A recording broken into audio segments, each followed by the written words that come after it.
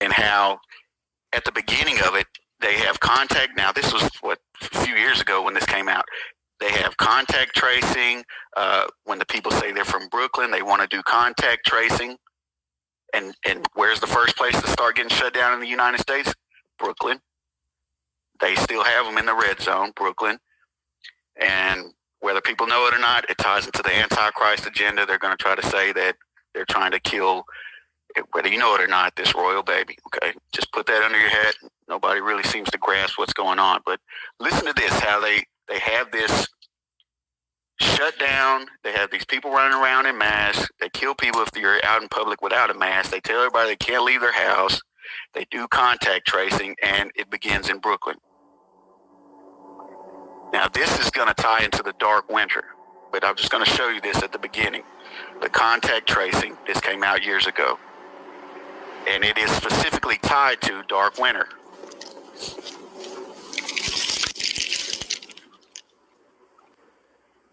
Oh! Oh! Daniel?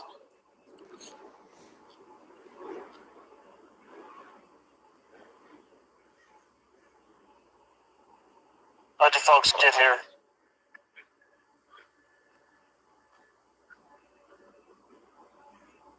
Where are you from?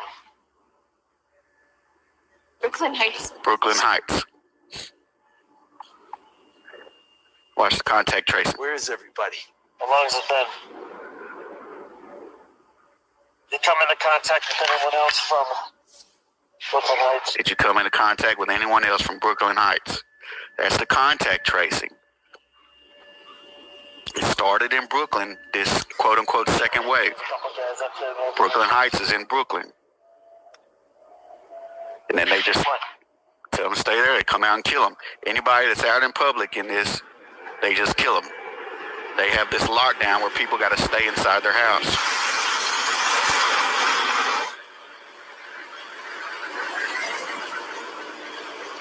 And this is directly tied into the dark winter narrative, and I'm going to show you that.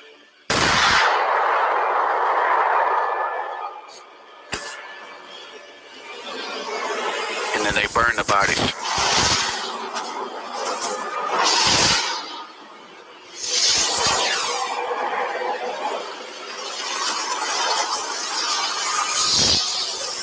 Man, I could tie this into... Okay, so that's Tom Clancy's The Division. Okay, that's what it's tied into. Now, Tom Clancy, I don't know his particular background, but I know that he worked a lot with Steve Pacinic, who was involved in the overthrow of countries. A lot of propaganda, a lot of false narratives. Steve Pacinic. So that's Tom Clancy's The Division. That's a film they made on it. Now, this was the actual game, and it's going to talk about it, how it is tied into dark winter. So we saw the contact tracing, we saw Brooklyn.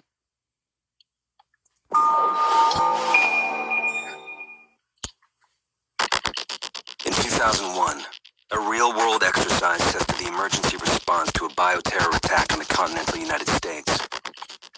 The operation was called Dark Winter. Within just a few days, simulation spiraled out of control. The operation predicted a rapid breakdown in essential institutions, civil disorder, and massive civilian casualties. Dark Winter has revealed how vulnerable we've become. Our lifestyle, our security, our safety depends on a delicate and unstable. Now, I know this is, predictive programming, etc. I get it. And how it's tied into a fictional narrative. But you got to understand that this all relates to this dark winter, which was a real scenario that was played out, a real operation, which they are saying we are going, Biden says in this presidential debate nationwide, we're going into a dark winter. Okay, so although this is tied into fiction and involved in a game and a film that I just showed you, at the same time it is tied into a real scenario. And the guy who made it, Tom Clancy, did a lot of work with Steve Pacinic, who was involved in overthrowing countries with false narratives, with propaganda, etc. Economy. created a system so complicated that we no longer understand how to control it.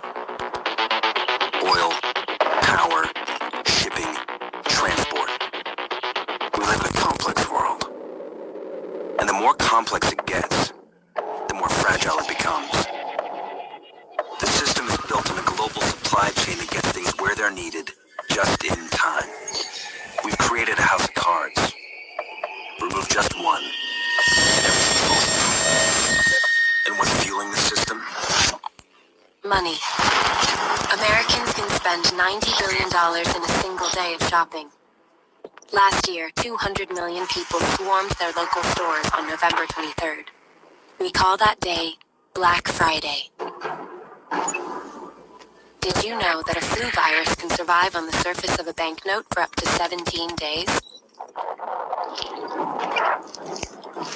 One day there will be a pandemic. It could begin during the crush of Black Friday sales. A pathogen will jump from tainted banknotes to human skin, onto food, toys, children, and loved ones. By the time patient zero feels the first sore throat, millions of people will already be infected. From this point, the breakdown will happen fast. Day one, hospitals will reach capacity. Panic. And that's what they're saying. That's the big deal. We don't want hospitals to reach their capacity. So he says day one, hospitals reach their capacity. Now, this is based on the Operation Dark Winter operation. So this was a thorough analysis they did of the scenario, and that's what they're referring to now. That's what Vice President Biden referred to. We're going into a dark winter. Panic will strike. Day two, quarantine zones will be established. Resources will be rationed. Transport will go into lockdown. We've already seen that. Quarantine zones, not where people could not leave, absolutely, but they did say they didn't have they did have some checkpoints, like in Louisiana, where if you were leaving Louisiana, they were going to make you get quarantined for 14 days wherever you went. Same with New York. But they haven't already made it to where you cannot leave, but that is what's coming. And Trump is rolling out the military with this Operation Warp Speed. And so don't think the assets are not going to be in place, because he says within 24 hours, within weeks, it's going to be improving. Within 24 hours, they're going to have the military distributing it. Well, what's going to happen if a actual something is released? You know, I've been talking about that Dr. Creep video made in 2013 where he says 2020 combined with coronavirus body stacking. And he says avian influenza in the jet stream is how it happens. 2020 combined with coronavirus. Well, that tells you it's the flu. We're going in flu season, released in a jet stream. What if they release something that's actual? How did he know to say 2020 combined with coronavirus body stacking? What if they do release an actual very lethal flu strain and then just say it's coronavirus? You can see how they would definitely rapidly shut down everything. And I showed you how in that the Q narrative, their posts, how he linked to an article that said if there was a pandemic, if there was a terrorist attack where smallpox, I think he said, was released in Chicago, they would have to bring out the National Guard and quarantine that area. And so the whole narrative was, how can Trump take over the United States to get rid of all this corruption? Well, ladies and gentlemen, we're just, a couple weeks away from the election. This is going to be, whether you see this and acknowledge it or not, this is going to be chaotic. They have already said, Trump already said, he's not going to turn over the power willingly, because he says all this mail-in voting stuff is corrupted anyway. They're already saying, well, Russia's being involved again to try to skew the elections. They're already blaming that on Iran too.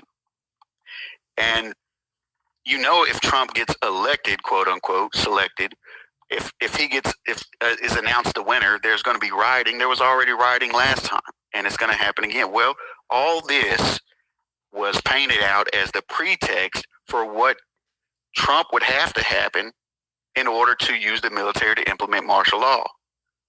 In that Q narrative, if the police could not control the people, if the governors and the mayors would not control the people, then that would set up the pretext for Trump to bring in the martial law.